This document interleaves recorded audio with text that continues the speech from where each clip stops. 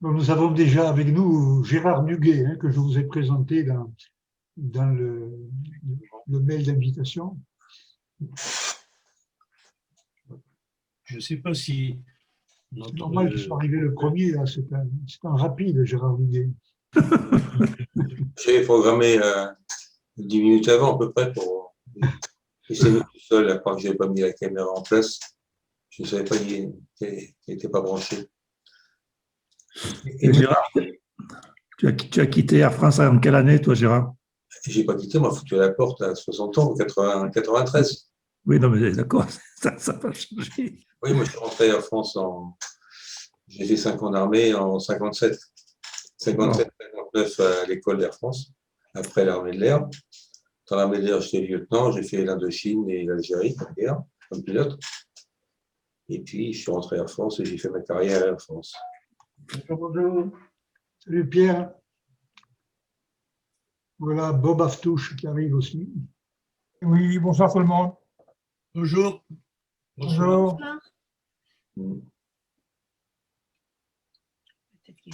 Moi, j'ai eu le privilège de prendre le Concorde entre Paris et Washington. Je suis parti. Oui, à l'époque, il y avait encore ça, oui. Oui, c'était en 79 ou en 80. Je suis arrivé sur Concorde en 87. Moi, j'aurais bien voulu le prendre un coup, mais non. Voilà André Sauze, Jean Canal. André Sauze à l'appareil. Salut l'Army. Bonjour Franck. Ah, Bonjour. Tiens, mais Bonjour. vous rajeunissez tous les deux, là, non? On rajeunit de plus en plus, oui. Ah C'est bon? pour ça qu'ils ne veulent pas nous vacciner. Trop jeunes. Voilà, nous avons Houston qui arrive. Ah, Voilà Houston. Bonjour. Ça y est, tu peux faire le transfert. Je fais le transfert là-bas. Bonjour. Bonjour. salut Serge. Bonjour Clarisse.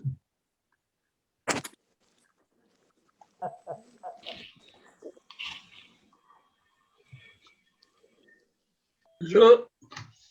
Ça y est. Richard. Bonjour. Bonjour. Salut. Ah, enfin, le conférencier arrive. Daniel Géry. ça aide. Avec la participation de Clarisse Chapelle, notre barycentre va tomber dans l'Atlantique ce coup-ci. C'est ça le son.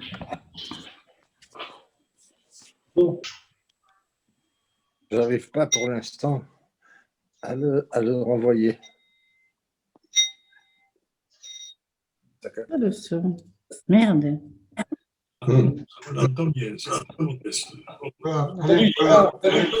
Voilà, là, il y est, mais Oui.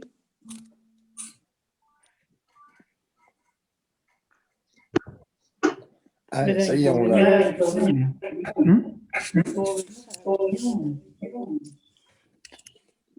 Les moutonnets. Pourquoi? Oh, le beau crâne. Oui, si, je vois aussi là. Mais attends, il faut d'abord revenir à la réunion. Ce qui est bien, c'est qu'on s'entend parler. Ah, ça, je connais. Voilà. Voilà, Pierre Le Lévy. son, il est là. Il est là. Papillon. Ils y sont plus, ça y est. Mais si tu fais défiler, oui. Voilà, Hein? maintenant. Si tu fais défiler, je crois. Plus, non. Voilà. C'est ça, là, ça. Oui. Salut. Ah, voilà. Bonjour. Il est maintenant, oui. Voilà. Ça, c'est fort. C'est trop fort, peut-être, non? Coucou. Daniel Géry, tu remplis la salle aujourd'hui. Hein? Éthique. Tu remplis la salle aujourd'hui. Les amis. Salut Pierre. Allez. Ça, c'est pas.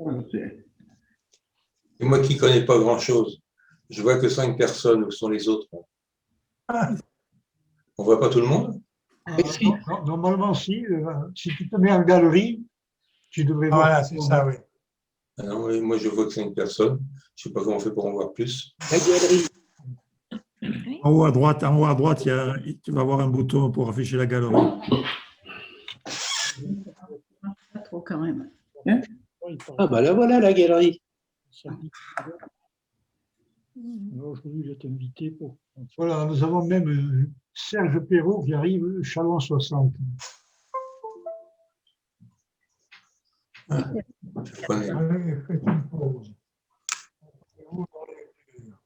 D'avoir des nouvelles. Ah oui, j'ai compris. On fait coulisser pour voir tout le monde. Voilà. D'accord, j'ai compris. Tu as un choix d'affichage hein, en haut à droite. Oui. D'accord. Oui. Jean-Claude Auriol arrive. Bonjour à tous. Bonjour Serge. Bonjour. Bonsoir, Marc. Il y en a montagne. Et Neige. là, on commence à avoir une belle salle. Salut.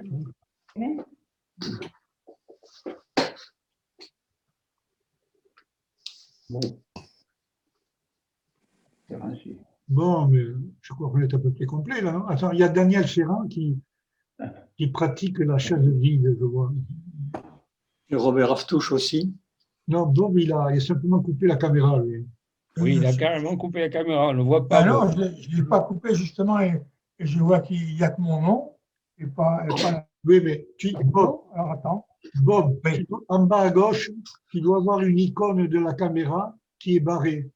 Je vais peut-être tâcher de voir ça. Je ne la trouve pas. Voilà. Voilà. Est-ce que le quorum est atteint? Et elle est barrée, mais je n'arrive pas à la. Qu'est-ce que vient faire le Coran dans cette histoire? Possible de démarrer la vidéo. Hein. Ce que tu peux faire, Bob, tu cliques sur la petite flèche qui est à droite de l'icône de la vidéo. Et là, tu as une série de commandes. Hein. Par exemple, tu peux choisir la caméra. Il se peut que, je ne sais pas, peut-être qu'il y en a 2 de déclarés sur ton appareil. Il faut choisir la bonne. Ah oui, je comprends. Je vais bricoler tout ça.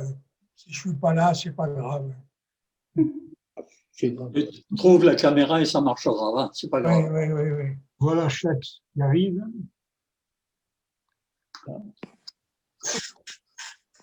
Ah, Michel Gros aussi, décidément. Il s'appelle toujours papa, il s'appelle pas Chex. Le Tchèque, il va bien, le Tchèque? Je m'en vais le baptiser, tu vois. Ben, Il y a il y en a bien un parmi nous qui s'appelle IPAD. il y a un qui s'appelle Ipan. J'arrive jamais à retrouver son nom. J'aimerais bien tirer son nom. Hein. Enfin. Il y en a même un autre qui s'appelle l'Iran Plaque. Bon. Voilà pour Chèque, c'est fait maintenant. Je vais le faire pour Clic-Clac aussi. Hein. Et Marc, il faudra que tu m'expliques comment je fais pour changer mon nom, là, mon prénom. Oui, on le fera ça. Ok. Non, c'était. Voilà Serge Perrault. En majuscule. En majuscule. Tout le monde est identifié hein. à peu près. Ah non, l'iPad de André, mais tu veux que je te rebaptise, André, je vais te rebaptiser. Attends, je ne peux plus d'ailleurs.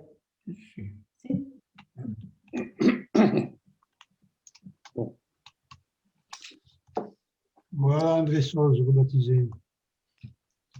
On a Cortade aussi. Et Bob qui recommence. Voilà. Voilà. Et on a une belle assistance. Enlève tes lunettes. La fusion, ça passionne, hein?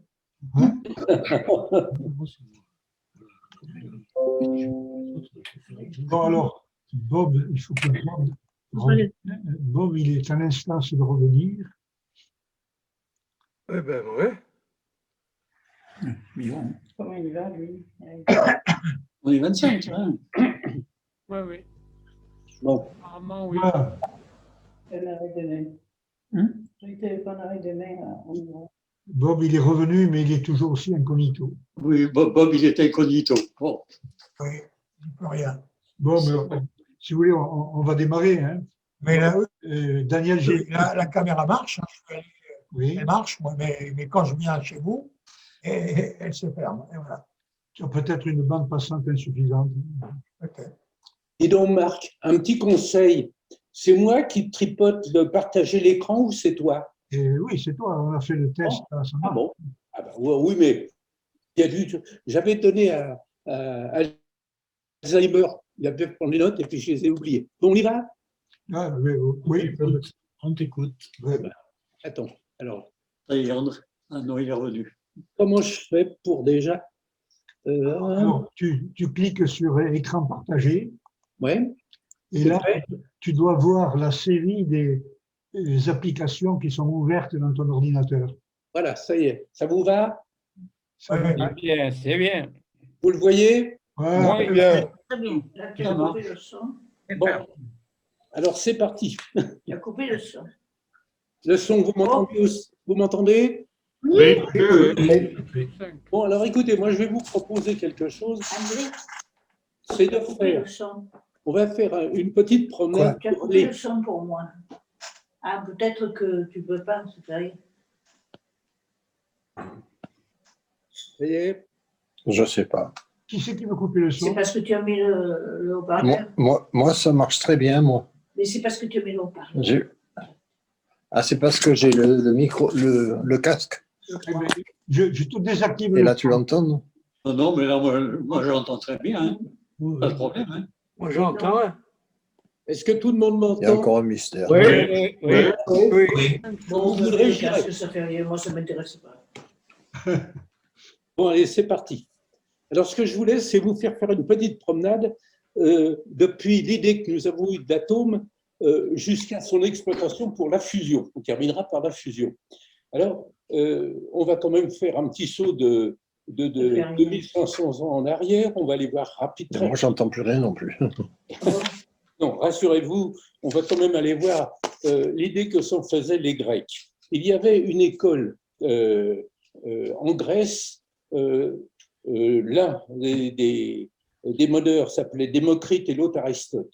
Alors, Démocrite, lui, il avait une petite idée de la matière. Et la matière, il la considérait comme des petites pastilles qu'on pouvait découper de plus en plus petites, mais il arrivait un moment où l'élément qui restait, c'était vraiment un truc monolithique. Il l'a appelé, on ne pouvait plus le découper, il l'a appelé atome.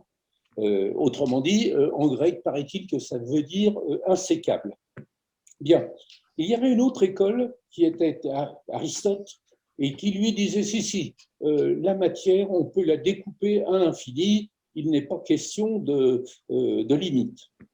Enfin, un siècle. Oui, mais ça ne change rien.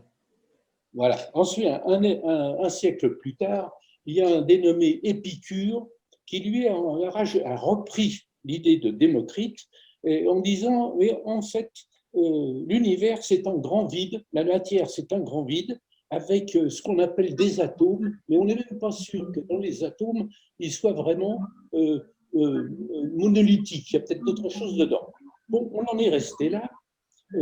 Puisque finalement c'était une bataille d'estimation, on estimait que ceci, mais on n'avait pas de preuves. Et puis, Épicure avait fait quelque chose, on lui avait posé la question à Épicure, on lui avait dit, mais, et l'âme? Car les Grecs s'intéressaient à l'âme. Oh ben, Épicure, il avait dit, bon ben, l'âme, c'est de la matière. Si bien que lorsque, quelques siècles après l'arrivée du christianisme, naturellement, cette vision de la matière, que l'âme soit matérielle, ça posait beaucoup de problèmes. Et donc, les chrétiens se sont… Non, mais il faudrait couper vos micros, là. Pierre Jamais, il a coupé ton micro. Je coupe mon micro parce que ça. Il est sécable, le micro. Voilà. Je te l'ai coupé, hein, je te le remettrai tout à l'heure. Il est séqué.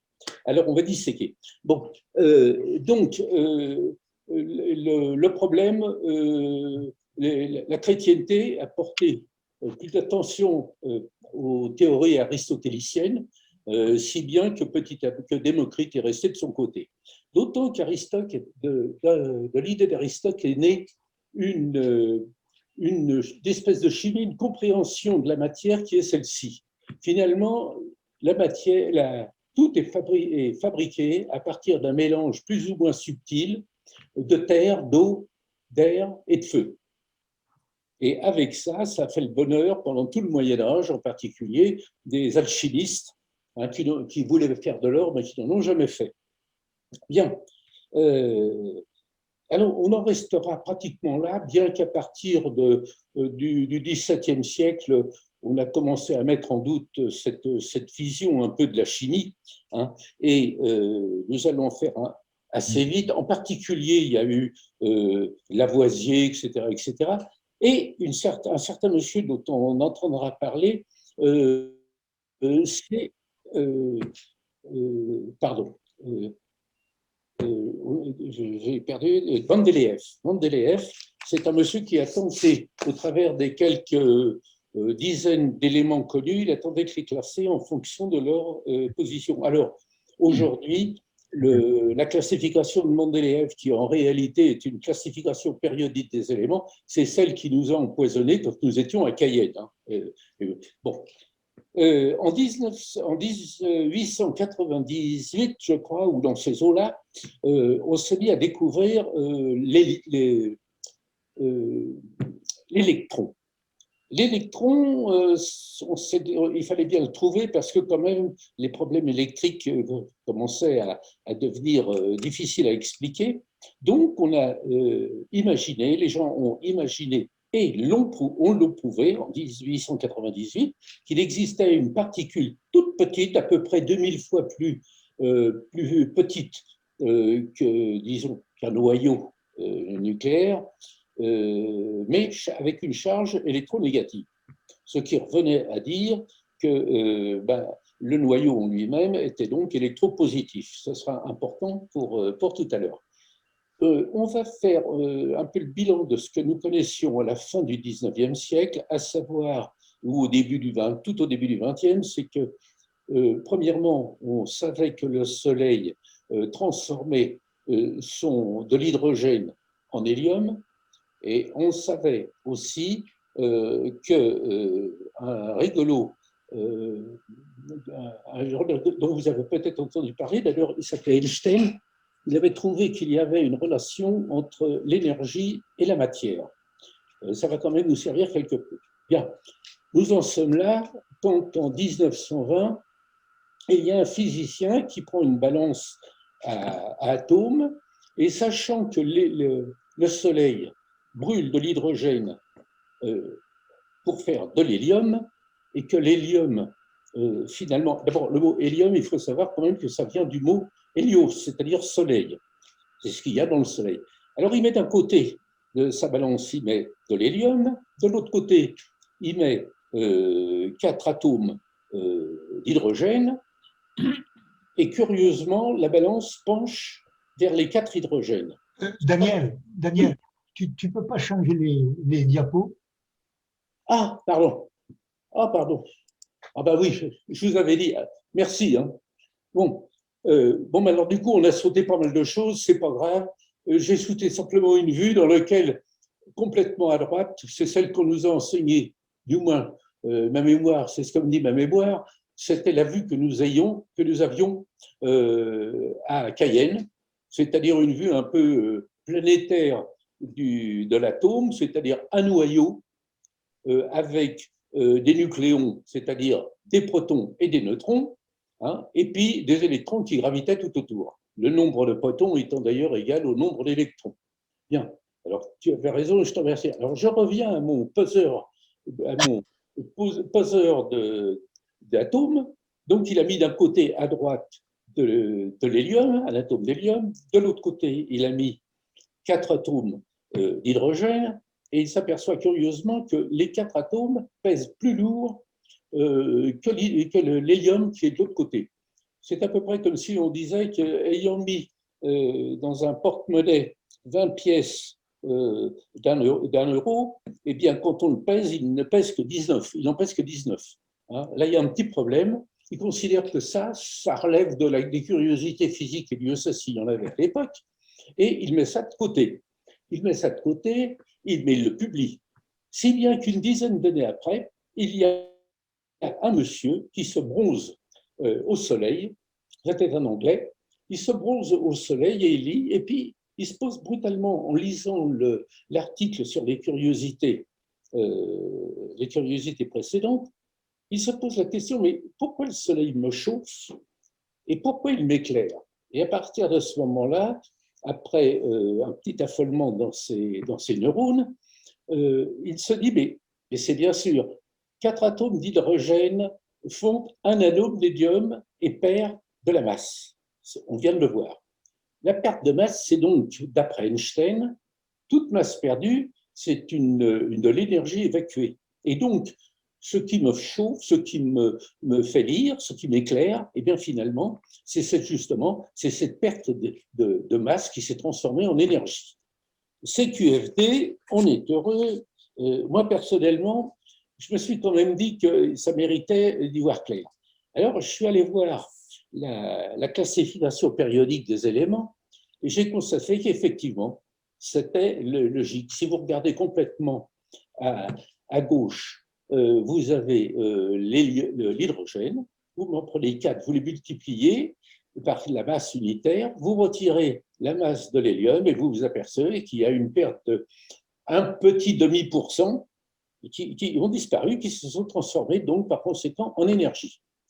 Alors pour la petite histoire, parce que c'est quand même intéressant, c'est que notre Soleil, il consomme quand même quelques 100 milliards de kilos d'hydrogène par seconde.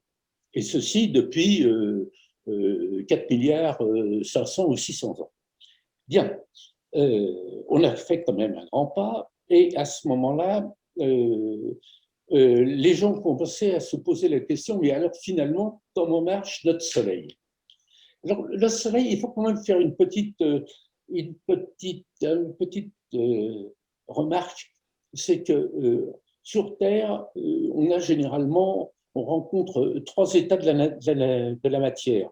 D'une part, prenez un morceau de plomb, vous le chauffez, il est solide, il passe en liquide, vous le réchauffez, il devient gazeux, et si vous persévérez, eh bien, il finit par, en montant en température, par perdre ses électrons. On devient un atome qui se réduit à un noyau, et les électrons libres se sont partis dans la nature. Donc, la question maintenant, comment marche le Soleil? Eh bien, marche le Soleil, il fait chaud à l'intérieur. D'ailleurs, je n'ai jamais compris pourquoi on n'a pas mis finalement le purgatoire dans ce coin-là, ou l'enfer. Il y règne au centre du solaire quelque chose comme 6 milliards de notre pression atmosphérique.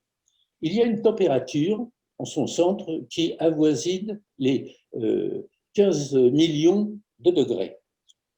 Et bien entendu, à l'intérieur, il y a de l'hydrogène et de l'hélium sous forme de plasma.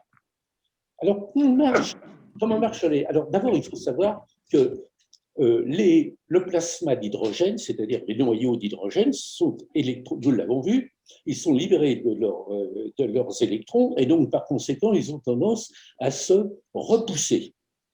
Mais la forte pression qui règne les force à se confiner, et la température les agite de plus en plus, si bien que ils finissent, ces noyaux, par rentrer en collision.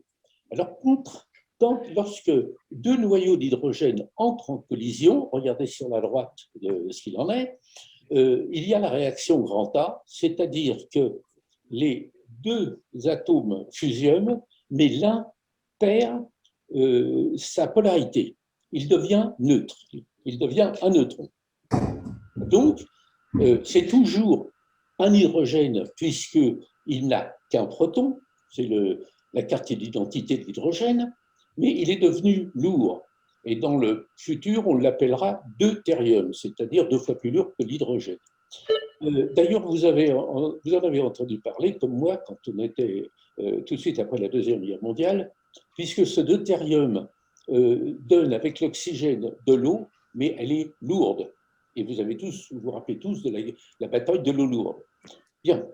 Alors, ce gros atome d'hydrogène, lorsqu'il est percuté par un autre noyau d'hydrogène, eh bien, comme il est plus gros, il l'absorbe. Il l'absorbe purement et simplement. Donc, on se retrouve avec un noyau lourd de 3 nucléons. Il s'apercevra donc tritium, hein, c'est le nom qu'on lui donnera dans le futur, mais il perd sa qualité d'hydrogène, puisqu'il a 2 protons, donc il prend le nom d'hélium. Et cet hélium à 3 nucléons, il ne se sent pas à l'aise. Et il voudrait une stabilité plus grande. Quand il rencontre un de ses corréligionnaires dans le même état, finalement, ils s'acoquinent, ils éjectent 2, c'est la réaction C, ils éjectent 2 atomes d'hydrogène et ils se transforment là en un hélium heureux, 2 protons, 2 neutrons, c'est celui d'ailleurs que l'on rencontre dans la classification de Mendeleïev, dite de Mendeleïev. Voilà. Eh bien, on en est arrivé à la situation, nous sommes en 1939-1940, la guerre se déclare. Et bien entendu, la première chose que les belligérants vont faire, ou les potentiels belligérants, en particulier les Américains qui ne sont pas rentrés dans la guerre, mais qui savent qu'ils vont y rentrer un jour, ils se disent, mais cet hydrogène qui développe, lorsqu'on sait le manipuler dans certaines conditions, une énergie fantastique, est-ce qu'on ne pourrait pas en faire quelque chose de redoutable? Ils vont voir les physiciens, Oppenheimer et autres, et ils posent la question, alors finalement, est-ce que vous ne pourriez pas nous faire les conditions solaires et pour nous faire une bombe qui marche bien? Réponse des physiciens, impossible. Niet, parce que nous ne serons jamais en mesure de créer une pression sur Terre correspondant à 6 milliards de la valeur de la nôtre. Et puis, c'est décevant, mais enfin, c'est comme ça. Les militaires s'en vont, mais teigneux quand même, ils réfléchissent et ils reviennent quelque temps après pour voir les physiciens et pour leur dire mais si au lieu puisqu'il y a de l'énergie dans les noyaux atomiques, et si on prenait un gros atome et qu'on le cassait, peut-être qu'à l'intérieur, on trouverait de l'énergie. Il retourne sur la classification périodique des éléments. Et si vous prenez l'uranium, alors naturellement, c'est le plus gros que l'on connaisse. Il a quand même 238 nucléons. Ils font le calcul de tout à l'heure et ils s'aperçoivent qu'effectivement, si on récupérait toute l'énergie qu'il y a dans l'uranium, eh bien, on récupérerait une énergie colossale. Et ils ajoutent quand même aux militaires, oui, mais il ne faut pas prendre n'importe quel noyau d'uranium. Il y en a un, Irène et Frédéric Joliot-Curie y avaient travaillé dessus, il existe un isotope qui, lui, est orphelin de 3 neutrons. Il a 3 neutrons de moins et ça ne lui plaît absolument pas. Il est fragile. Donc, si vous devez chercher quelque chose, il faudrait plutôt que vous ayez de l'uranium 235. L'ennui dans cette affaire-là, c'est que de l'uranium 235 dans la nature, il n'y en a que 0,7% par rapport à l'uranium classique que l'on y rencontre. Les Américains qui n'ont peur de rien, que font-ils? Eh bien, ils vont voir leur chimiste et disent, vous allez nous distiller ça pour nous sortir de l'uranium 235 pratiquement pur. Ils s'y mettent. Entre-temps, quand même, les physiciens les rappellent en leur disant quand même, il faut que vous fassiez attention. Parce que dans votre instabilité, on vient de s'apercevoir que si vous en avez une masse trop importante, eh bien, elle va vous péter au nez. Donc, il existe une masse critique et qu'il ne faut pas atteindre. Il faut donc que vous ayez suffisamment d'uranium 235 pour créer cette masse critique, mais vous la gardez en 2 morceaux de façon que les 2 morceaux soient sous-critiques. Et ensuite, si vous les rapprocherez, peut-être que la réaction aura lieu. Sitôt dit, sitôt fait, ils distillent. Alors, la quantité qu'il leur fallait, ça se situait entre 6 et 10 kilos. Donc, ils arrivent quand même à récupérer toute cette matière, mais c'est en 1945, juste au moment où le destinataire de la bombe capitule.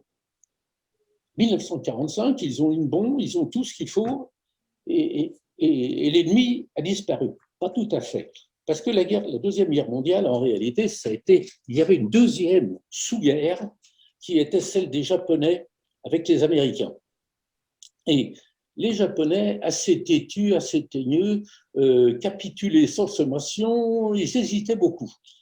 Donc les Américains ont dit, c'est la bonne occasion d'une part de tester notre bombe et puis de les ramener à la raison. Ils ont pris la bombe, ils l'ont balancée sur Hiroshima, et vous savez le résultat que ça a donné, pas terrible, 200 000 morts, mais enfin bon, c'était quand même assez intéressant. Bien, et puis on en est là.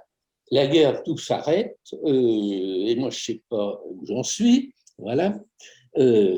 Donc, il y a quand même des gens qui se pensent, alors à partir de là, les physiciens se disent, mais si vous ne l'aviez pas distillé jusqu'à 100%, si vous l'avez maintenu jusqu'à 3%, vous auriez peut-être pu le piloter.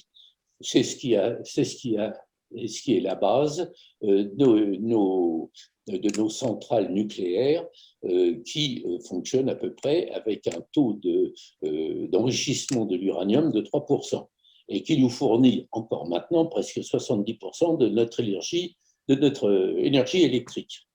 Bien. Cependant, quand même, ça avait donné des idées, cette histoire d'hélium, parce que il y avait quand même d'hydrogène, parce qu'il y avait quand même de l'énergie. Le Soleil nous en apportait la preuve. Les militaires viennent à nouveau voir les physiciens en leur disant, mais dites, notre bombe atomique, avant d'exploser, elle implose. Et en implosant, est-ce qu'elle ne créerait pas des conditions favorables à la fusion de l'hydrogène? Petit calcul fait, oui. Donc on fait l'essai, on refait une deuxième bombe, on met un poêle d'hydrogène au milieu, on fait sauter le truc, et alors à ce moment-là, déception merveilleuse, merveilleux parce que l'énergie développée est beaucoup plus importante que s'il n'y avait pas eu d'hydrogène, et déception parce que s'ils en avaient eu, s'ils en avaient mis une petite pensée sur Hiroshima, ça aurait fait quand même un carton un peu meilleur. Bon, enfin, la vie c'est la vie, on prend ça comme ça vient. Ensuite, on en arrive dans quand même, les gens se sont dit, il faudrait faire quelque chose sur le plan avec l'hydrogène, sous quelle forme? Et les Russes en particulier, menés par un dénommé Sakharov dans les années 1950, se posent le problème. Et il se dit, voilà, il a des idées géniales. Il se dit, si on veut tirer de l'énergie, il faut copier le Soleil. Malheureusement, nous ne sommes pas en mesure de créer la pression atmosphérique, la pression qui règne au centre du Soleil. Donc, on ne peut faire que du vide, pratiquement. Et ce vide va déconcentrer les noyaux. Il faudra donc que nous montions la température pour que l'agitation des noyaux compense la liberté qu'on leur donne par le manque de pression. Et alors maintenant, quel hydrogène choisir? Alors, ils sont allés voir, ils sont retournés, vous voyez, pardon, excusez-moi, ils sont retournés à la réaction précédente, que voici, et ils ont choisi finalement comme moyen le plus rapide, le deutérium et le tritium. La raison en est la suivante, c'est que, voilà, la raison en est la suivante, c'est que du deutérium, il y en a partout. Il y en a 33 grammes par mètre cube d'eau, et il y a un certain nombre, qu'elle soit salée ou non, et il y a un certain nombre de mètres cubes d'eau dans la nature. Quant au tritium, c'est un produit instable, nous l'avons vu, mais on peut l'obtenir très facilement en bombardant ça y est, j'ai loupé, je vais vous retrouver le nom, en prenant à partir du lithium. Excusez-moi, le lithium, c'est tout ce qu'il y a, exactement ce qu'il y a avec 3 protons. Donc, quand on prend un noyau de lithium et que l'on bombarde avec un neutron suffisamment énergétique, eh bien, on crée de l'hélium, dont on n'a que faire, mais du tritium. Et si on ne le fabrique pas trop loin de la réaction que nous verrons plus tard, eh bien, ce sera gagné, puisque les neutrons, on les créera par la fission. Bien, à la suite de ça, bon, bah, on en est là. Donc, Sakharov se dit, première idée géniale, il dit, mais puisque le plasma futur sera électropositif, et qu'on est incapable de le maintenir dans une marmite, vu les températures qu'on veut avoir, si on l'enfermait dans une cage magnétique. Et là, d'abord, il réfléchit en disant, bon, voilà, on prend une bobine, on met un jet de plasma en son centre, et qu'est-ce qui va se passer? Eh bien, il va se passer que le plasma va se centrer sur l'axe et va se déplacer de gauche à droite, très vite d'ailleurs, trop vite. Donc il se dit, mais si je piège le système en bouclant, en ne prenant plus un système linéaire, mais un système torique. Et bien entendu, électriquement, il me faut couper chacune des spires pour en faire des bobines. À ce moment-là, j'ai piégé mon produit sous forme future de plasma en son centre et tournera en rond. Alors, vu en A, eh bien, c'est une coupe que vous voyez en gris, qui est la coupe du Thor, qui a été créée, et à l'intérieur, il y aura le vide. On y introduira en son centre du produit deutérium-tritium, lequel il sera chauffé et monté en température. En fait, il faut dire la vérité, à ce niveau de réflexion, Sakharov ne souhaitait pas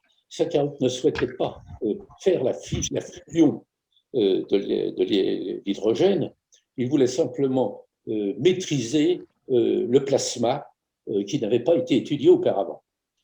Mais petit à petit, quand même, son idée alors, sa machine, il la fabrique et il l'appelle du doux nom de tokamak. Alors, tokamak, ça veut dire, je vais vous dire, la chambre toroïdale avec bobine magnétique.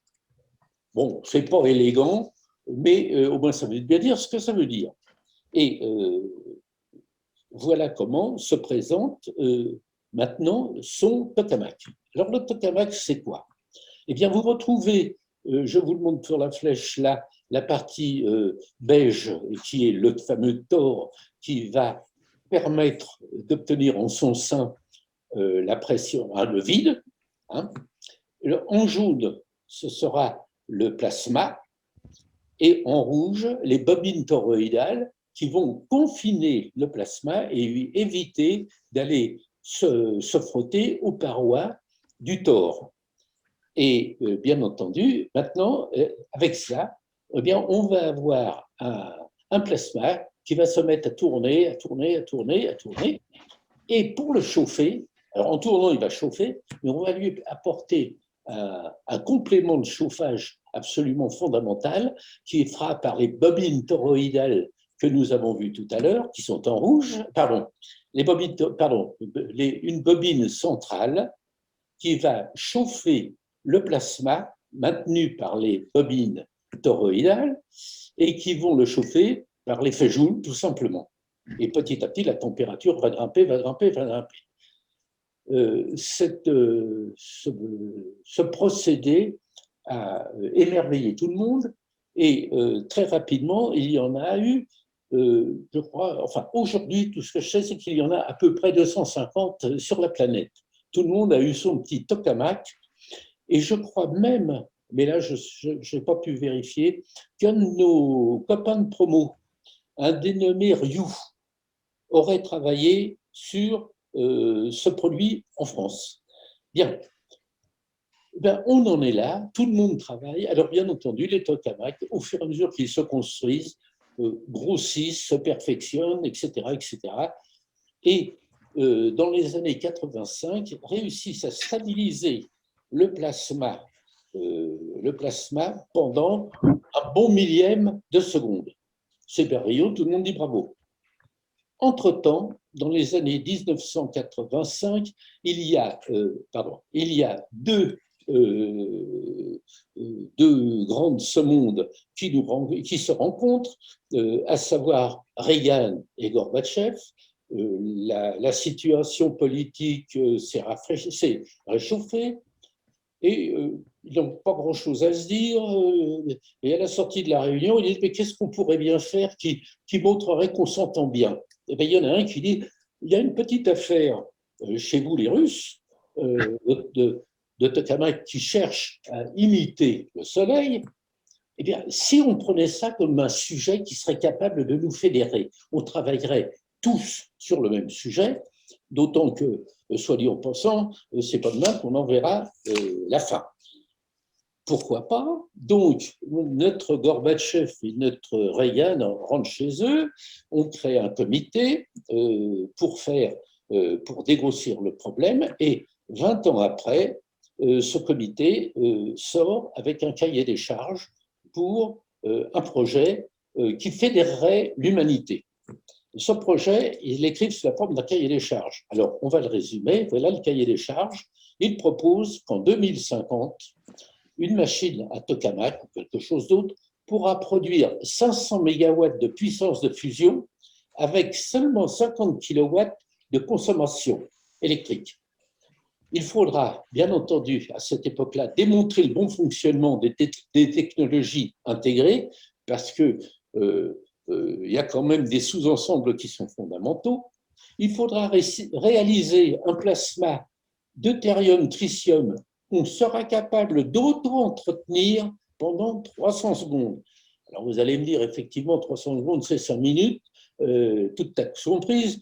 C'est quand même pas grand-chose. Mais si vous le comparez au millième de seconde qu'on avait obtenu 35 ans plus tôt, c'est un grand pas quand même de passer. Alors,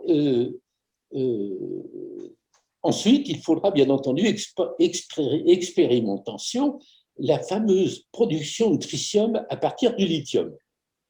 Bien, on lance ça et on dit qui répond à l'appel d'offres. Alors qu'il y a quand même pratiquement l'humanité entière qui a répondu, c'est-à-dire les Américains, les Russes, bien évidemment, les Chinois, les Indiens, les Européens, les Japonais et même les Coréens. Je les cite parce qu'ils ont fait des progrès monstrueux dans la recherche, parce que bien entendu, la recherche fondamentale avait continué. Et aujourd'hui, tout le monde a dit banco, et maintenant, en 2020, le projet depuis 15 ans qu'il est travaillé, on arrive maintenant au prototype, non pas au prototype, au schéma suivant. C'est une petite machine qui ne pèsera que 23 000 tonnes, c'est-à-dire à peu près 3 fois la Tour Eiffel. Et d'autre part, il aura finalement une enceinte de confinement de 800 mètres cubes pour contenir entre 1 et quelques grammes d'un mélange deutérium-tritium. Donc, ça nécessitera, soit dit en passant, à maîtriser parfaitement l'ultra-vide qu'il faudra maintenir à l'intérieur de ce thorium. Bon, tokamak. Bien. Alors, il se présentera de la façon suivante. Alors, d'abord, il s'appellera le projet ITER. Alors, ITER, j'ai noté quelque part ce qu'il voulait dire, parce que c'est en anglais, et moi, l'anglais, je n'y connais pas grand-chose. Ça s'appellera, ah oui, réacteur thermonucléaire expérimental international. Bien. Alors, très rapidement, par rapport à ce que nous avons vu tout à l'heure, il y a deux choses importantes. Une couverture tritigène. La couverture tritigène, ce sera la couverture qui recevra, qui refroidira le thore, lequel sera chauffé par le plasma. Donc, le plasma bombardera le thore métallique et le thore métallique transmettra sa chaleur à la couverture tritigène, laquelle aura deux missions. D'abord, refroidir le thore, bien évidemment, mais surtout alimenter un récupérateur de chaleur qui sera dans le futur capable, capable de transformer de l'eau en vapeur pour alimenter donc par conséquent les turbines à vapeur qui entraîneront les alternateurs qui feront marcher mon sèche-cheveux et mon rasoir. Bien. Une deuxième particularité de cette couverture tritigène sera à partir des neutrons que nous avons vus dans la réaction tout à l'heure, qui viendront de la réaction de fusion, ces neutrons-là, ce sont eux qui viendront frapper les noyaux d'hélium pour en faire le fameux tritium dont il a été question. Voilà. Et alors, parmi les grands sujets sera bien entendu en particulier de faire le tritium, de récupérer, de mélanger correctement le tritium et le deutérium, de l'injecter avec un bon débit pour que la réaction se produise sans à-coups. Ça fait quand même beaucoup de jeux. Et surtout, ce qu'on ne sait pas encore, c'est de quelle nature sera la couverture tritigène. Elle pourrait être, bien entendu, tout ce qui est fortement caloporteur à haute température. Le sodium, par exemple. Mais il a une mauvaise réputation depuis Superphénix. On pourrait y voir le plomb. Enfin, là, la question, à ma connaissance, n'est pas encore tranchée. Et donc, donc, ça se construit. Et ça se construit, disons, jusqu'à présent, le planning est tenu. Et les résultats aussi. Et les résultats, ils sont d'ailleurs très encourageants parce que le coronavirus a monopolisé l'information. Mais au début, à la fin ou tout au début du siècle de l'année dernière, c'est-à-dire en 2020, les Coréens disaient qu'ils avaient été capables de maintenir la fusion pendant 8 secondes. Alors, 8 secondes, c'est pas beaucoup, mais c'est un passage. Nous sommes passés en 35 ans de quelques millièmes de seconde à 8 secondes. Et à la fin de cette année, en novembre exactement, il y a un petit filet qui s'est trouvé dans nos journaux qui disait que la Corée avait atteint 20 secondes et que les 100 secondes étaient pour après-demain. Voilà. Donc, il y a encore beaucoup de problèmes, mais il y a tout. L'espoir est bon. Et d'autre part, l'espoir est bon, mais en plus de ça, il est nécessaire de réussir. Parce que quand on regarde la conjonction actuelle, quelle est-elle? Nous avons une population qui, si nous nous projetons à la fin de ce siècle, c'est-à-dire, si ITER marche, il y aura un intermédiaire 20 ans plus tard, puis une première centrale. Ça nous amènera au mieux à la fin de ce siècle, avant que l'on puisse produire vraiment de l'énergie à partir de la fusion de l'hydrogène. Entre-temps, la population elle sera passée de 10 à 17 milliards. Les besoins énergétiques de la planète actuellement croissent de 4% par an. On va limiter les produits polluants. On va limiter tout ce qui chauffe la planète.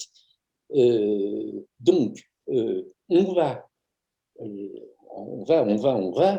Et puis surtout, on n'a toujours pas trouvé d'énergie propre, comme on dit maintenant, pour l'éolien et le solaire. Alors, ça n'engage que moi, mais je considère que, bien entendu, il faut prendre tout ce qui nous tombe sous la main, mais que l'éolien comme le solaire, c'est pas parti pour répondre à l'énergie dont le monde aura besoin. Et même, avant que cette énergie de fusion soit à notre disposition, il faudra passer certainement entre 2050 ou même avant et la fin du siècle, il faudra passer une période à manque d'énergie. Si bien que, vraisemblablement, on va voir réapparaître l'énergie nucléaire de fusion, celle que nous savons aujourd'hui bien manœuvrer, et je crois que deux éléments doivent nous permettre de croire en cette vision. L'une d'entre elles est que il y a quelques jours, la sûreté nucléaire a donné l'autorisation de prolonger les vieilles centrales nucléaires remises à la poubelle, les prolonger de 10 ans. Ça vient de sortir. Bon, donc par conséquent, et puis ensuite, parce que effectivement, ces déchets radioactifs qui polluent, ça c'est bien évident, ou tout au moins c'est un potentiel dangereux. En fait, de mon point de vue non qualifié, c'est quand même un faux problème, parce qu'il est bien certain que quelques physiciens aidés par des quelques yazars, comment pourrait-on dire, astucieux, trouveront le moyen de supprimer cette radioactivité qui nous empoisonne. Et puis, il y a d'autres solutions quand même pour nous séparer, pour nous d'abandonner nos déchets. C'est par exemple, je vous le donne en mémoire parce qu'il y a un type que j'aime assez bien, c'est Claude Allègre. Et lui, il a proposé une solution complètement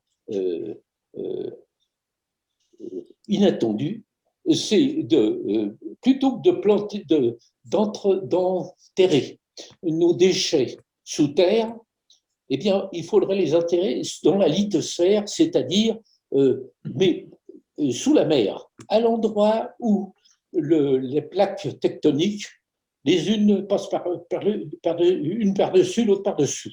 Si on la mettait au bon endroit, eh bien, petit à petit, on ferait quelques centimètres par an, mais c'est quand même intéressant. Ça permettrait de digérer nos déchets. Eh bien, voilà, à peu près. Donc, je crois qu'on a tout lieu de croire en la science humaine, et que finalement, on devrait faire un peu plus de publicité, parce qu'il va falloir que ça se fasse avec l'agrément de tout le monde, hein, et ce qui n'est pas gagné. J'attire votre attention, je suis étonné qu'il n'y ait pas plus de publicité sur cette affaire ITER, alors que c'est quand même le seul projet universel, mondial, qui relie les hommes. Eh bien, écoutez, j'en ai fini, je suis d'avoir été bavard. Et je vais vous dire pourquoi j'ai été bavard, c'est parce que j'ai peur que vous me posiez des questions, parce que j'y connais rien. Bon, merci de m'avoir entendu. Il est bon, lui. Bravo. Oh non, qu'est-ce que je fais pour enlever le bazar? Il faut que tu... Voilà. C'est parti. Bravo, c'était très Bravo. bien. Bon. Mais alors, si, il y a une chose que je vais vous dire en plus, c'est que finalement, si ça vous intéresse, il y a une foultitude de de petits films sur YouTube. Vous tapez fusion et ils vous racontent, ils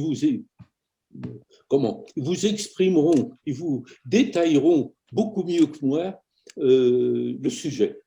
Le seul ennui un petit peu, c'est que finalement, ils ne traitent pas peut-être suffisamment comment on en est arrivé là. Alors moi, en particulier, j'avais subi la classification périodique des éléments, ça ne m'en a jamais intéressé. Et je dois vous dire que c'est en préparant ce petit exposé que je me suis rendu compte qu'effectivement, eh bien, en fusionnant, la matière perd de l'énergie en se créant. Voilà. Eh bien, merci. Très bien. Alors, chose de tradition, je vous dis, si vous avez des questions à me poser. Dans une charte, vous mentionnez qu'on veut vérifier qu'il n'y a pas de risque pour la population. Quel genre de risque il pourrait y avoir suite à cet équipement? En réalité, il n'y en aura pas de majeur, d'un bon point de vue, et toujours d'après ce que j'ai lu, simplement. Pour la bonne raison, c'est que la réaction de fusion n'est pas une réaction en chaîne. Auto-entretenue, oui. Auto-entretenue, elle a plutôt tendance à se souffler plutôt qu'autre chose. Deuxièmement, les neutrons qui vont créer, les neutrons qui vont être envoyés, qui vont être récupérés par la couverture tritigène. Et bien évidemment, entre cette couverture et la réaction, il va y avoir la matière, ne serait-ce que celle qui constitue le tore, elle va effectivement devenir plus ou moins radioactive. Mais c'est de la radioactivité d'un produit que l'on connaît. Et aujourd'hui, les produits qui seront mis, ou qui sont mis actuellement, parce que c'est en pleine construction, dans ITER, ce sont des produits dont la durée de vie de radioactivité ne dépasse pas le siècle. Donc, c'est quand même plus rassurant. Donc, l'explosion n'est pas possible. La pollution par radioactivité n'est pas possible. Donc, en réalité, je ne pense pas qu'il y ait un gros problème de ce côté-là. Mais je ne suis pas suffisamment au courant pour pouvoir l'affirmer. Je le jure sur ma tête, et on en reparlera dans 50 ans. D'accord. Les matériaux qui entourent le plasma vont-ils tenir aussi longtemps? C'est ça le problème. Comment faire durer j'ai la réponse là. Aujourd'hui, savoir le tenir, savoir le piloter pendant 20 ans. Est-ce que vous m'entendez? Oui. Daniel? Oui. Il y a Serge là qui a un commentaire là. Bon. Oui, vas-y Serge. Alors où est Serge? Oui, alors le problème c'est que je suis chez moi et je n'ai pas un très bon signal. Est-ce que vous m'entendez un peu là? Oui. Bon, je voudrais. Alors moi j'ai travaillé sur le tore du tokamak d'ITER là il y a au mois de novembre-décembre parce qu'ils ont un problème de construction. Alors ils ont un très très gros retard énorme pour construire le tokamak. Et je voudrais vous montrer, comme vous êtes des gazards, les plans là.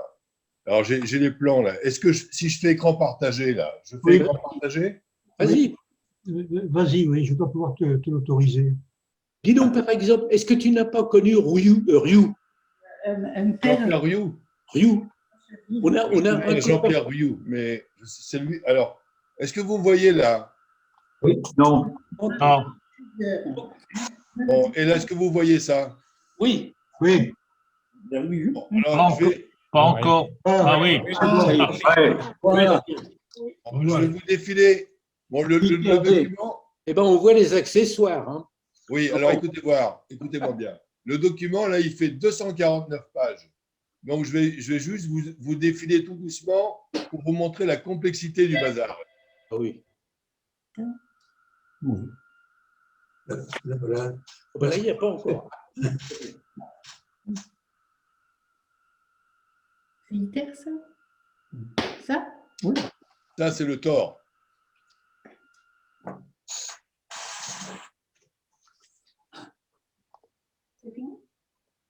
Est-ce qu'on a une notion des dimensions? Passe pas trop vite, voilà. voilà. Alors, voilà. Donc, je vais rester sur cette vue. Est-ce que vous m'entendez bien là? Oui, oui. Oui, oui, très bien. Alors, ça, ce sont les secteurs du tore. Les secteurs, ils sont faits en acier inoxydable, massif. Ils font à peu près, ici, là, 6 à 7 cm d'épaisseur. Le problème, c'est qu'il y a des conditions de métrologie qui sont complètement dantesques. Et il y a donc 9 secteurs comme ça qu'il faut souder entre eux, d'accord? Il y a 4 secteurs qui sont fabriqués par les Coréens et 5 secteurs qui sont fabriqués par les Espagnols et les Italiens. Les Coréens ont déjà livré un secteur qui est déjà à Cadarache. Les Coréens ont trouvé l'astuce pour souder ce secteur sans le déformer. Alors, je vais vous montrer. Est-ce que là, vous voyez ça, là? Oui, oui. Oui, oui. Donc ça, c'est une vue en Corée. Vous voyez les gros ablocages énormes. Vous avez vu un peu les mâchoires? On ne voit pas là. Non, non, on ne voit pas là. Hein. On est toujours sur le plan là. Allô? Est-ce que vous voyez une vue là? On a toujours le même. Ah merde. On Comment a je toujours fais là? le tort. Ah, ça va venir, ça va venir. On n'en doute pas. Je vous dis, j'ai un mauvais réseau là. Vous ne voyez pas la photo en couleur? Non. On est toujours Merde. sur la page 22, Serge. Merde. Parce que là, je suis passé sur un document Word avec une magnifique photo. Oui, mais il faudrait que tu fermes le document plan. Et là, est-ce que vous le voyez? Non. Non. Dans le même. Non, ferme le document plan. Toujours pas? Non, il faut que tu changes de document. Non, non, il faut que tu fermes ITER Vacuum. Faut que je le ferme là? Oui, Oui. PDF, ouais. Ah, mais si je le ferme, je vais me faire chier de récupérer là. non, mais tu ouvres l'autre. Hein. Voilà. Et tu repars.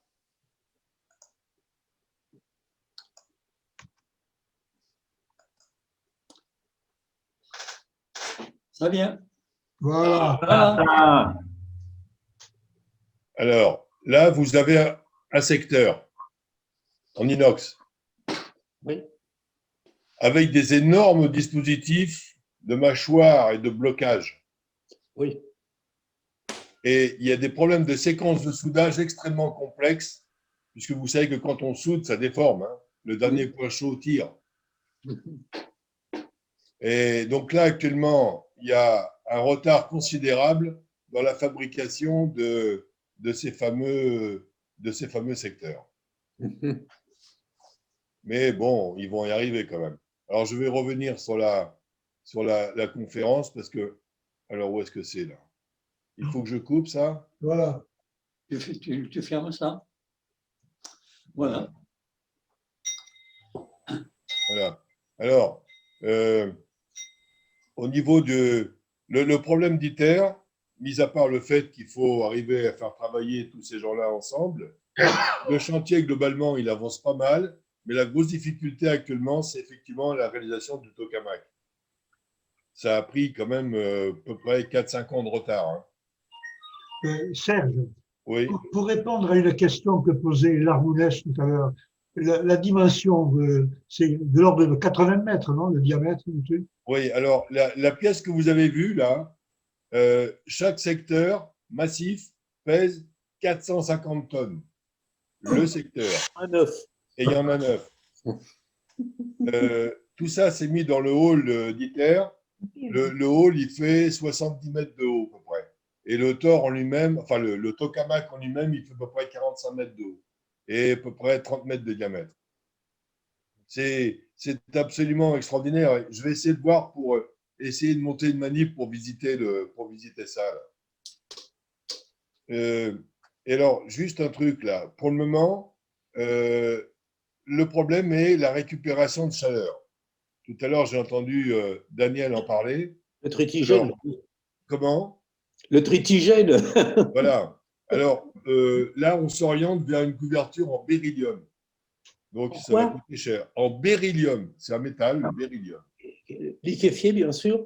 Alors, ce beryllium, non, solide. Ce beryllium, il est donc au-dessus, il va se retrouver au-dessus du thor. Il va être bombardé et en fait, il va être chauffé par le bombardement du plasma, par les émissions qui sont dans le plasma. Dans les nucléaires. Ce n'est pas le plasma qui va chauffer la flotte. C'est le rayonnement qui va chauffer l'eau qu'il y a dans les tubes qui vont être dans des trucs en beryllium. D'accord? Bon, sinon, là, juste un truc, là, je suis en train de préparer une conférence très simple de 25-30 diapos qui pose les problèmes énergétiques actuels devant toutes les conneries qu'on peut entendre à droite et à gauche. Là. Alors, et dans ma conférence, j'ai calculé, je fais une approche qu'on fait avec certains collègues de la puissance au mètre carré de surface de l'installation. Oui. Alors, pour le nucléaire, c'est 3,3 kW par mètre carré du site. D'accord? Pour l'éolien, c'est 45 fois plus. Enfin, 45 fois moins, pardon. Ah bon? Ah oui. Et pour le photovoltaïque, c'est 87 fois moins. Ah oui. Ça veut dire que si vous voulez avoir une centrale photovoltaïque de même puissance que l'EPR, il faut qu'elle ait 87 fois plus de surface, c'est-à-dire 87 fois multiplié par 120 hectares, et elle va produire pendant 15% de l'année. Donc, vous voyez le ridicule du truc. Là, on marche sur la tête. Hein. Alors, tout à l'heure, vous parliez des déchets. Alors, permettez-moi de vous dire quand même qu'on était les premiers au monde à savoir traiter les déchets. À côté de chez nous, à Marcoule, il y a ce qu'on appelle la chaîne Piver.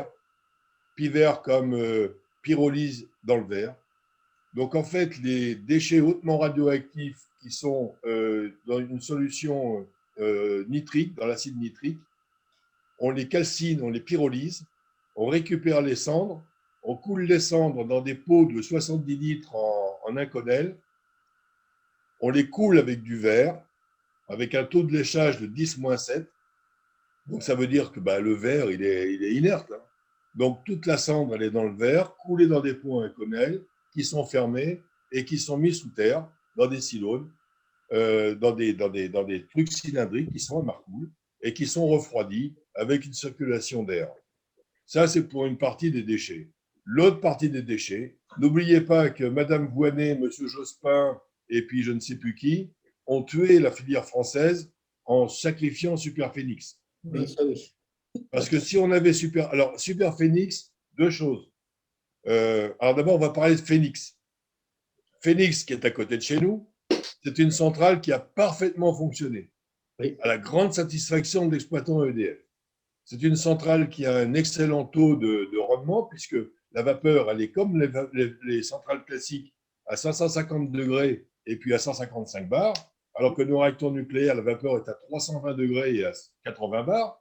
Donc, si vous vous référez à vos diagrammes de Mollier de l'époque, vous verrez que l'enthalpie, entropie, ça n'a rien à voir. Donc, Phénix a parfaitement fonctionné.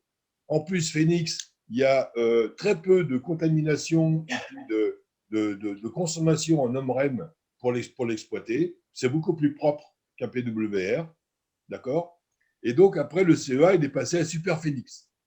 Bon, Superphénix, c'était une machine de gros laboratoire avec maîtrise d'ouvrage du CEA, maîtrise d'œuvre du CEA. Superphénix a très bien fonctionné pendant 4 ans, il ne faut pas l'oublier, en délivrant 1200 MW. Donc, c'est plus que Fessenheim qui en faisait 870. Mais Superphénix, il a fallu faire ça avec les Allemands et les Italiens. Superphénix était à 51% français, 33% allemand, 17% italien. Donc, il a fallu répartir les fabrications entre les 3 pays. D'accord? Alors, on ne savait pas quoi faire aux Italiens. Bon, les Italiens, ils sont balèzes pour faire du lait et du pinard. On leur a dit, ils vont faire la petite chaudronnerie légère. Quoi. Et la grosse connerie, c'est d'avoir confié le barillet combustible aux Italiens. Avec l'assurance qualité italienne qui est, comment vous dire. Pour vous donner un exemple, là, quand j'étais jeune ingénieur, j'avais 2 plaques à tubes à faire à la Breda Thermomechanica à Milan. Les Italiens ont voulu m'attaquer à 8h30 du matin avec de la grappin. Manque de peau, j'ai fait les arts et métiers. Ça veut dire qu'on m'a appris à boire, surtout le calas, qu'on fout la chalon. Donc, ils n'ont pas réussi à me bourrer. Par contre, ils m'ont montré des certificats d'analyse chimique de 2 plaques à tubes. Tenez-vous bien, 2 plaques à tubes qui sont des pièces qui font à peu près 4 mètres de diamètre et 600 mm d'épaisseur, qui pèsent 30 tonnes. Ah oui. Donc, il y avait donc 2 coulées différentes, 2 numéros de coulées différentes sur les certificats d'analyse chimique de la coulée, mais les certificats, au millième près, étaient identiques. Ça veut dire que c'était des faux. Et donc, les Italiens, quand ils ont fait le fameux barillet, et moi, j'ai eu sous mes ordres en Chine, le mec qui les a contrôlés, d'ailleurs, il a fait une dépression pendant 8 mois, parce qu'il s'est fait baiser, il s'est fait avoir. Il y a eu des malfaçons qui ont été irréparables. Donc, c'est ça qui a fait 4 ans de retard à Super Phoenix. Par contre, l'EDF a repris les plans de Super Phoenix et a voulu faire le SPX2. Et le premier SPX2, là, on revient dans la région, on devait le faire à Saint-Maurice-l'Exil. Vous voyez où c'est, Saint-Maurice-l'Exil? Et c'est à Saint-Étienne-des-Sorts. Ça vous parle, ça? C'est à côté, c'est dans une boucle du Rhône, à côté, un peu en dessous de Bagnoles. Ok. Bagnoles-sur-Cèze. Donc là, on devait faire, et nous, on avait des plans pour faire des Super Phoenix standardisés, plus finis au niveau industriel, et on devait en faire 6. Et en faisant ça, on n'avait pas de problème de plutonium, de recyclage plutonium, machin. Et en plus, on pouvait cramer les transuraniens dans nos réacteurs, mais tout ça a été foutu en l'air par ces putains de socialistes. Et oui. Dis donc, Alors, Phoenix, c'est à quel endroit? Phoenix, c'est à Marcoule. Pardon? Marcoule. Non, Phoenix. Phoenix, Marcoule. Marcoule, oui, d'accord. Et Super Phoenix, Crémalville. Oui, oui. Non, je cherchais en région parisienne, il y a eu des essais de fait sur les pompes à sodium. Alors, ça devait être… Ah, putain. En tout cas, nous, on avait nos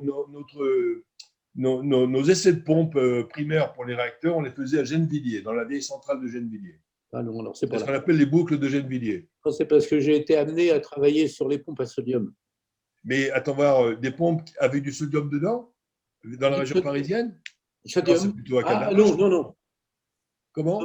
J'ai été amené à travailler sur les pompes parce que ma société Hispano fabriquait.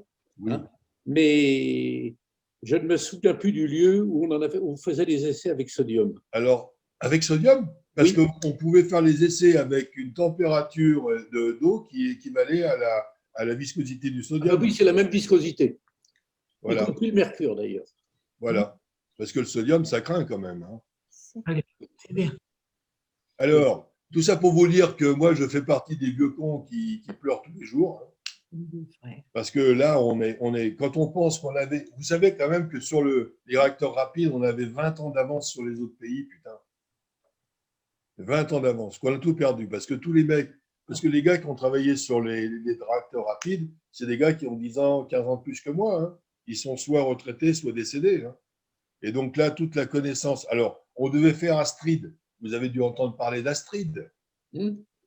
Astrid, on devait le faire à côté de chez nous, encore dans le Gard. Et Astrid, il a été tout récemment annulé par Macron. Alors Astrid, ça devait être un surgénérateur de quatrième catégorie de 600 mégawatts. Des premiers appels d'offres ont été faits. Bouygues était adjudicataire du génie civil d'essai. Enfin bon, et tout ça tombait à l'eau. Serge, Astrid, c'est arrêté ou c'est suspendu? Il me semble que c'est suspendu. Moi. Ouais, mais enfin, tu sais, c'est le en même temps, quoi. Oui. Je sais pas. En tout cas, Astrid, moi j'ai des copains qui ont travaillé sur Astrid, ils sont partis, hein, ils ont laissé tomber. Hein. Non, le problème, c'est que toute cette connaissance, je ne sais pas où est-ce qu'elle va aller. Hein. Enfin, elle est en Russie, hein, parce que c'est le monde du nucléaire est petit, nous, on est tous copains entre nous. Hein. Et… Allô, Marc? Oui. Est-ce que je peux intervenir? Mais bien sûr, oui. Ah bon, d'accord. Je peux revenir je peux revenir sur la conférence de notre camarade. Alors, j'ai plusieurs remarques à faire. La première, c'est qu'il y a pas mal de gazards qui ont travaillé dans le nucléaire et sur la fusion. Moi, j'en ai connu un, très bien. C'était un de mes Pierrots, ex-49, qui s'appelait Tachon. En sortant de Cayenne, il est rentré au CEA et on lui a dit qu'est-ce que tu vas faire? Il nous a dit, je vais m'occuper de fusion nucléaire. Ah, pourquoi? Parce que c'est un projet d'avenir. Ah, très bien. Il est mort il y a 5 ans. C'était toujours un projet d'avenir. Donc, ça vous montre que l'avenir est vaste. Voilà, ça c'est Tachon. Mais il y a actuellement sur ITER, il doit y avoir à peu près 1 millier de personnes qui travaillent, entre 1000 et 1500, enfin, c'est pas important. Et là-dedans, il y a pas mal de gazards. Je ne sais pas exactement combien, mais j'estime qu'il y en a au moins une bonne vingtaine. J'ai un copain qui habite Aix et qui a travaillé pour ITER. Voilà.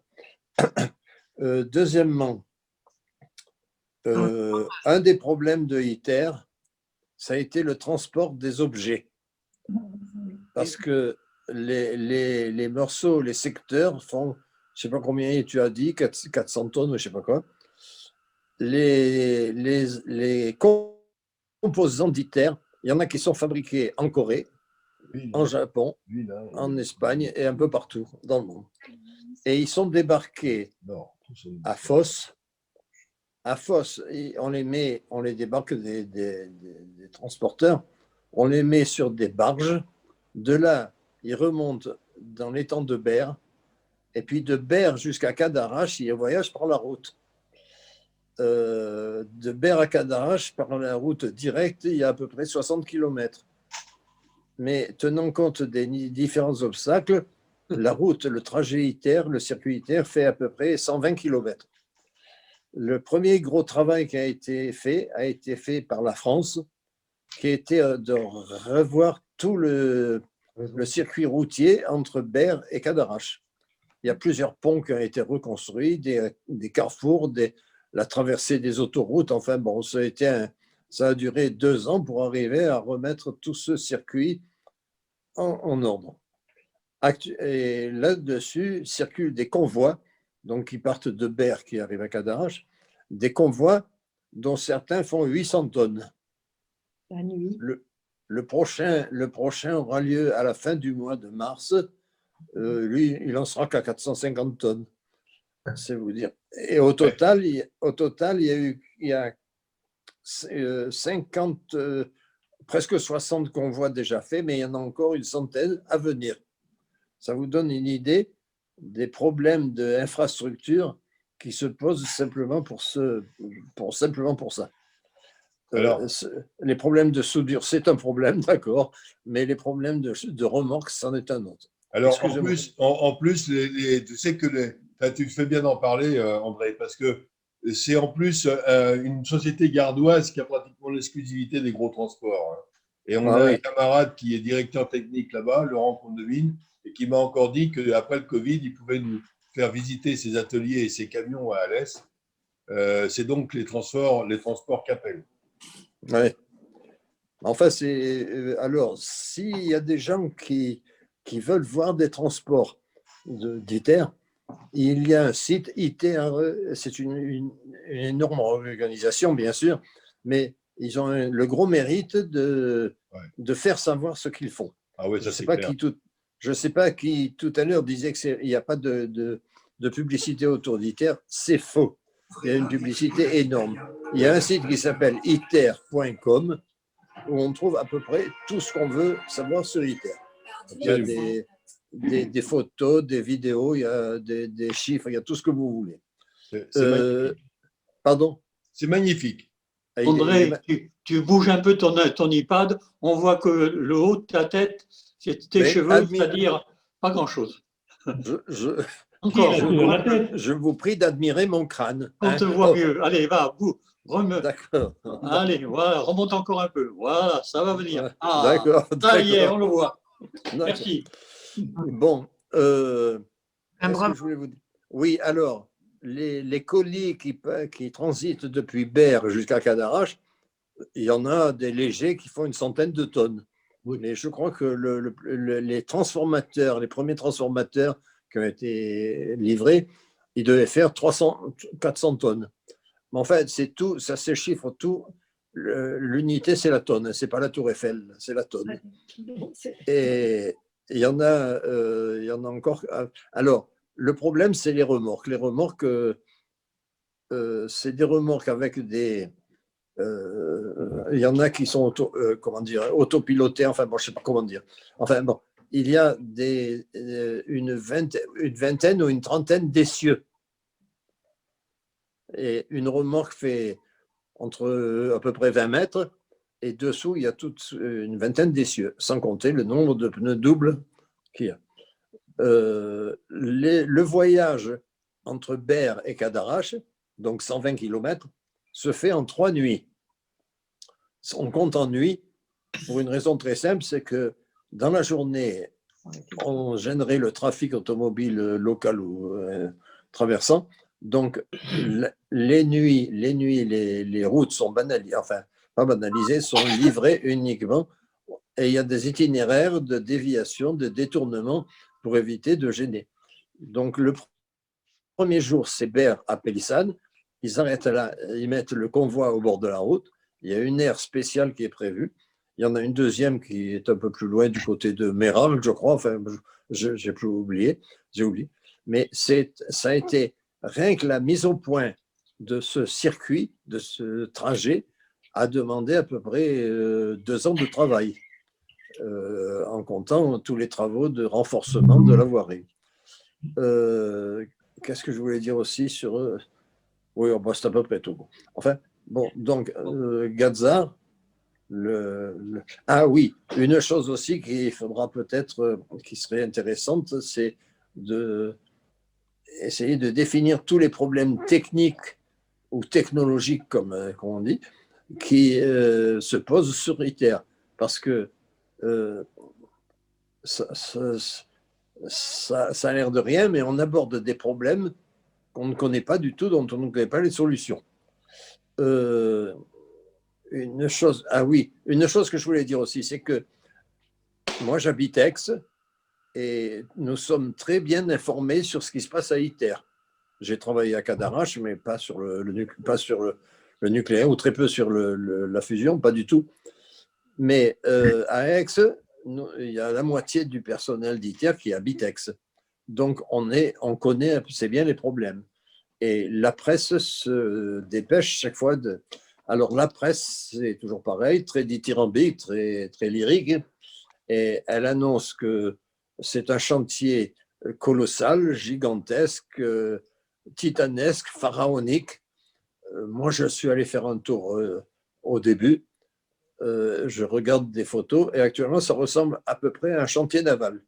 Donc, pour ceux qui ont déjà vu un chantier naval et construire un paquebot, par exemple à Saint-Nazaire, c'est à peu près du même gabarit. Voilà. Donc, c'est peut-être titanesque, mais c'est gros, pas plus. Voilà. C'est tout. Un témoignage sous un autre éclairage, etc. Ouais. Merci des précisions. Voilà. Bon, eh bien, parfait. Je crois que Daniel Géril a soulevé un problème d'actualité et qui passionne tout le monde. Là. On peut même se demander, pour finir par une boutade, si la réalité de la fusion va dépasser la fission. Enfin, ça, c'est un jeu de mots vaseux que je vous livre pour terminer. Mais alors, toi, Serge, tu y crois? Eh bien. À la fusion? Serge, je ne m'entends pas. Bon, c'est pas grave. Non, j'arrive. Moi, j'aimerais quand même. Vous m'entendez là? Oui. Vous m'entendez? Oui. Quels sont les avantages d'ITER par rapport à l'énergie atomique actuelle? Daniel, qu'est-ce qu'on attend exactement d'ITER et quel est le budget d'ITER? Alors, incapable de te parler du budget, mais le problème qui se pose… 25 milliards. Ben voilà. Moi, il y a un connaisseur. Non, je vais dire des bêtises, mais il me semble quand même qu'il est intéressant, certainement. Moi, ce qui m'intéresse dans l'ITER, j'y connais rien. Hein. Je ne l'ai pas vu, j'ai travaillé dans le nucléaire, mais au niveau de, comment pourrait-on dire, du site, de la fabrication, de l'enrichissement du nucléaire, mais j'y connais rien autrement. Mais d'un autre côté, je me pose quand même la question, est-ce qu'il faut cette énergie de fusion, est-ce qu'elle est vraiment à rejeter? Ou est-ce que ça peut, à terme, quand même être une source intéressante? Parce que l'uranium, malgré tout, il ne sera pas éternel. Non, mais je peux te donner une réponse précise si tu veux. Ben, Il se trouve que j'ai un copain de promo qui était dans le top 10 du CEA et qui était au board d'ITER. Il s'appelle Marcel Jacquemet. Je suis très très souvent en contact avec lui, puisque j'ai bossé un petit peu, comme tu le sais, sur ITER. Je pose la question à Marcel pour dire quand est-ce qu'on va pouvoir faire un réacteur électrogène. Parce que ce qu'on cherche, parce que là, pour le moment, ITER, c'est un démonstrateur. Comme l'a très bien dit tout à l'heure, comme tu l'as très bien dit tout à l'heure, c'est un démonstrateur. Oui. On veut démontrer, on veut essayer d'avoir un plasma le plus longtemps possible. Et vous savez que le plasma d'ITER, il est 10 fois plus chaud que celui du Soleil. Alors, donc, on veut ensuite essayer de voir comment sortir de la vapeur de cette machine. Donc, ils sont en train d'étudier cette fameuse couverture en beryllium. Derrière ça, il y aura des réacteurs, des gros ITER, pour pouvoir effectivement faire une énergie pratiquement, comment dirais-je, presque surabondante, quoi. Mais là, on estime que ça, on pourra le faire dans au moins un siècle. Oui. Un siècle. Une petite précision. Marcel me dit qu'on pourra peut-être espérer faire de la vapeur sur ITER à partir de 2075.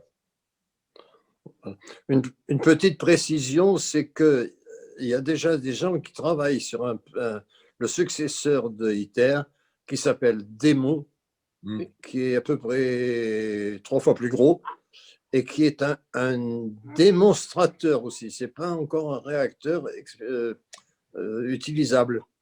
DEMO, ce sera ITER pour la partie nucléaire, mais en plus la partie vapeur. Voilà. Et il y a des gens qui y travaillent actuellement. Alors, le problème d'ITER, parce que ce qui se passe actuellement, c'est le problème de l'acceptabilité par l'opinion publique. Pour vous donner un exemple de ce à quoi on doit lutter, vous avez vu que tout récemment, il y a eu du sable qui vient du Sahara. Hein? Oui. Vous avez tous vu ce fameux sable. Est-ce que vous connaissez la dernière des écologistes? Oui, il est radioactif. Voilà. Alors, écoutez, moi, justement, je vais vous donner des chiffres. Mais écoutez-moi bien. Un mec de 100 kilos, il a 12 000 becquerels, OK, dans son corps. Un mec de 100 kilos, il a 12 000 becquerels parce qu'un homme, il a 120 becquerels par kilo de viande. Là, les écolos, ils ont fait des prélèvements sur des toits de voitures. Donc, ils ont ramassé des poussières sur un certain nombre de voitures et ils ont calculé qu'on avait 80 000 becquerels de césium-137 par kilomètre carré. Et cette connerie fait la une de la presse. Que voulez-vous faire? Parce que ces mecs-là, ils ont 95% du temps de parole. Et nous, en dehors de Jancovici, que dalle. Mais ça s'est à rapprocher de l'histoire du sable radioactif en Camargue. Il y a quelques années, on avait trouvé sur des plages de Camargue du sable radioactif. Et c'est dans les sédiments qui venaient du Massif central, du granit du Massif central où il a été formé. Absolument. Donc les écolos, ils racontent n'importe quelle connerie.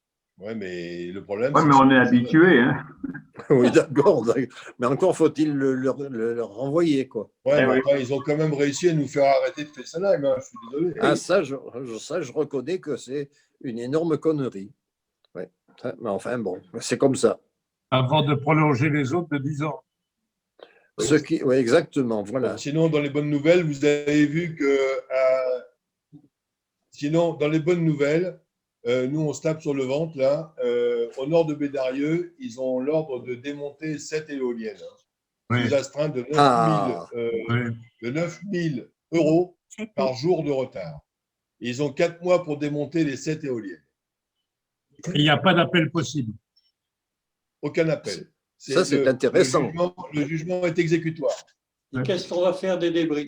Les déchets. Les laisser sur place. Non, ils n'ont pas le droit normalement. Et c'est au propriétaire du terrain de remettre le terrain en état? C'est-à-dire d'enlever les câbles et le massif de béton qu'il y a sous chaque éolienne. Hein. C'est à ça que je pense, oui. Le propriétaire, oui. Ouais, j'espère qu'il a bien vendu son terrain quand on a construit les éoliennes. À lui de jouer. Non, en général, les exploitants d'éoliennes, ils n'ont jamais le terrain, ils savent très bien. Ils le laissent à la commune et ils disent à la commune, je te donne 15 000 euros par an, par éolienne. Moi, j'ai le cas à côté de chez nous, là, j'ai fait le calcul, la commune, dans 20 ans, à Moulezan, il faudra qu'elle débourse 4 400 000 euros et ils sont 650 habitants.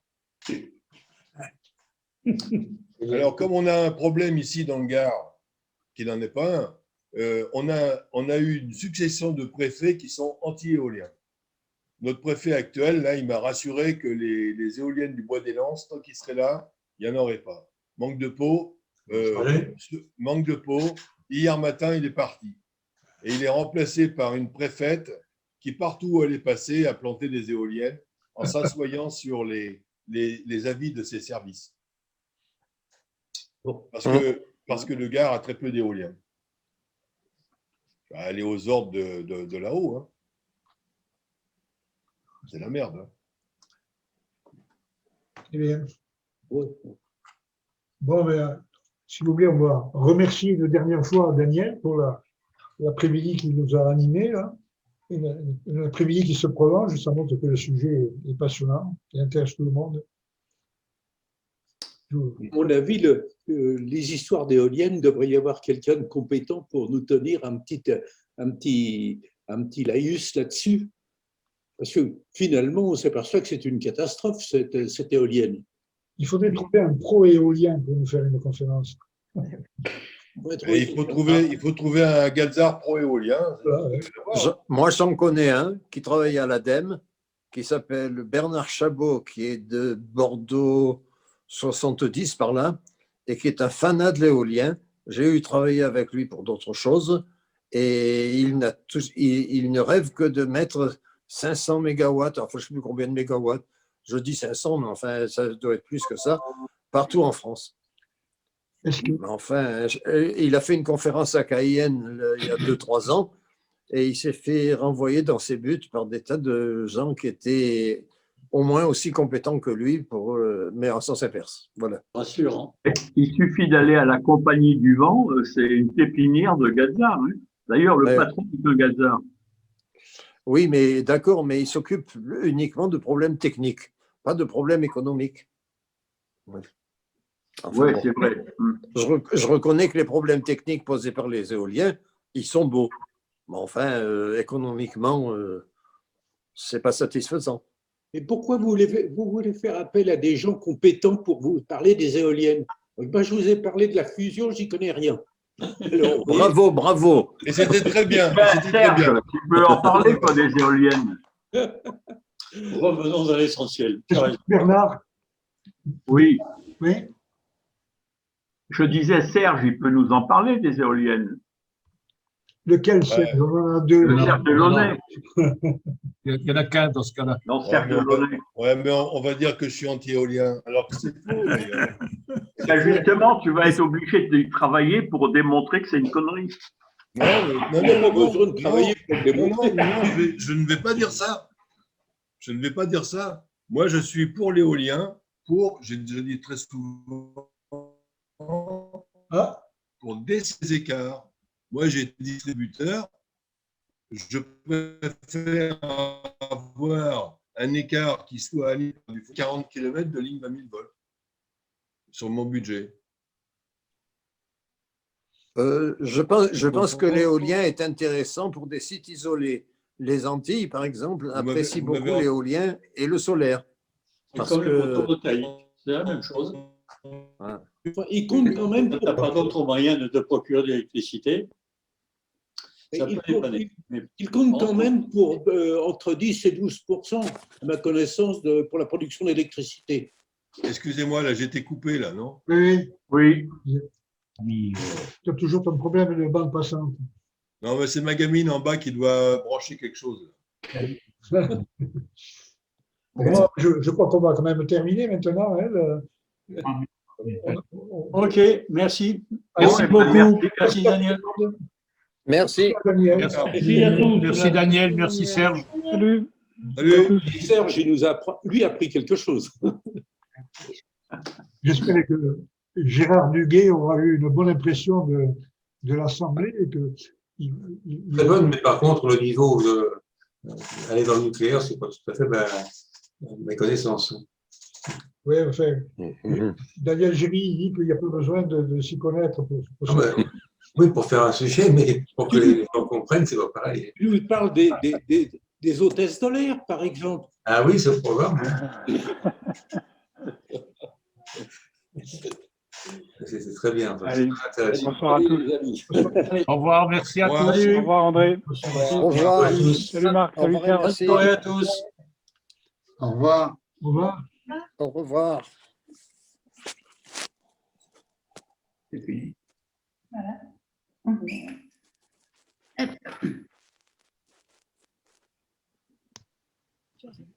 Il faut savoir l'arrêter maintenant. Oui, quitter, voilà, d'accord, j'ai compris. Ah non, c'est le nucléaire.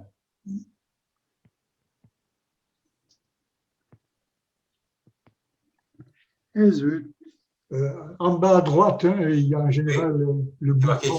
C'est quitter en bas à droite, là, ça y est, j'ai trouvé. À bientôt, Gérard. Et au revoir à tous, au revoir.